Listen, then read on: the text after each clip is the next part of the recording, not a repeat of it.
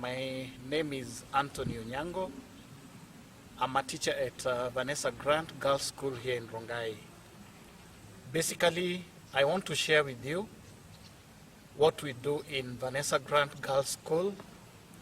And I'm the teacher in charge of discipline. I'm the deputy principal in charge. So, Vanessa Grant Girls School is basically founded on the tenets and the principles of leadership, whereby we encourage our students to have an education for leadership tomorrow. According to our vision mission statement, we envisage a situation whereby we are going to establish, or the school was established under the basis of creating a happy, a well-disciplined environment, and an environment whereby girls can be God-fearing.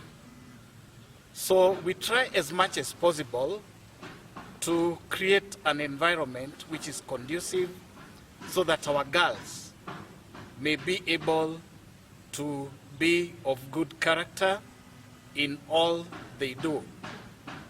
Basically, there's no compulsion. We don't compel them to do the right thing, but the general sense of common sense should override everything that they do. To help us achieve this, we have what we call a code of conduct for our students. It is a write-up, and in this particular code of conduct, we have divided it into 3 general parts, whereby one, in the first part, we have got rules that are very, very general with our girls.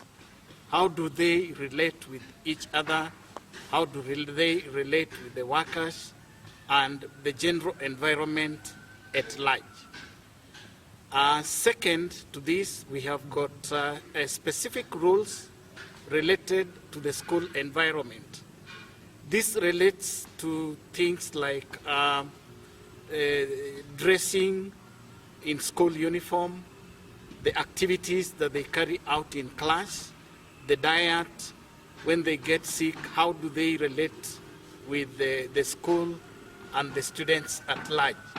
And then third, we have got the general rules, rules that are relating to them with issues. For instance, cleanliness, hygiene, handling stolen property, and maybe things like that. So it is out of this particular write-up that we expect our students to act within the given domain.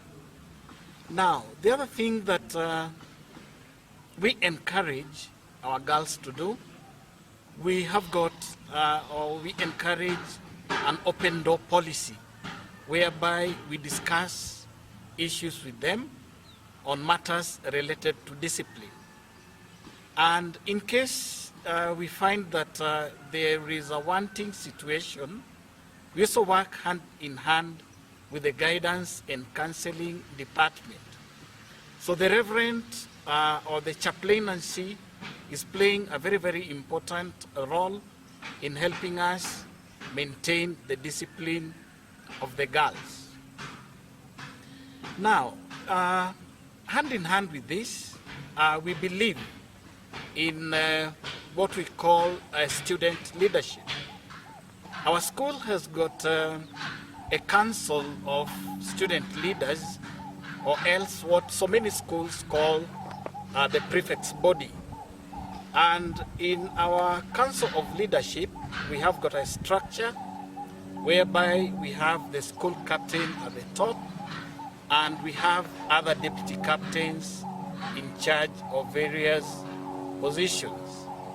So we find it very, very ideal that when students are involved in leadership position, then it becomes very, very easy to the rest of the student community to follow or to adhere to the school rules as required.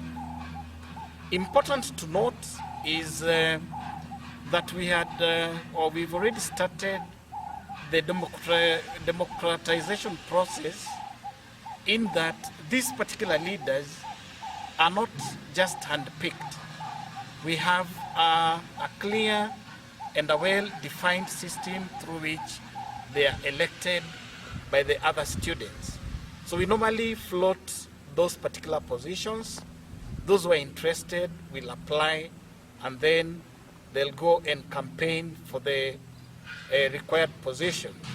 So the electoral process is carried out internally, and we do our tallying process internally and then declare the required winner.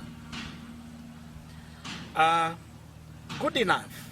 The Student Council has been able to work very, very closely with the administration in managing issues or managing students' affairs in the school. They've also participated or taken part in student conferences at the county level, and I remember some years back we were invited at St. Andrew's Story to take part in what they referred to as the Turi Model International or the UN conference debate. And it was a very, very good and exposing experience to our students. Together with this, I would want to say that for you to achieve good discipline in any school setup, it is very, very important for you to create a very, very good and conducive environment in the school. You find that so many schools are having challenges and matters related to indiscipline because the environment is not conducive. But when you create a conducive environment, a good learning environment, facilities are good, you provide a good diet, you have a good system that runs, then you will have captured so many avenues or so many problems whereby students get a platform to air their grievances. So in VGGS, I can say that we are privileged because our facilities are good. We also have very, very cooperative teachers, and the students are also cooperative in all aspects. The other strategy that you can use to have a good discipline in school is that you show the aspect of love. Students are people who need to be loved.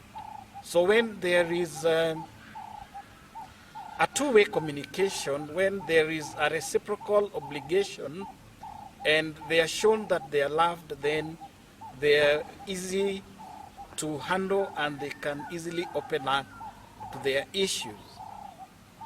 Something else that is very, very fundamental is the aspect of co-curricular activities. When activities are there for students to take part in and out of the school environment, then it gives them time to unwind and handle stress-related issues. Those particular trips that schools organize, there's so many games, clubs, and dramas are actually avenues that help to release tension when the students are within the school environment.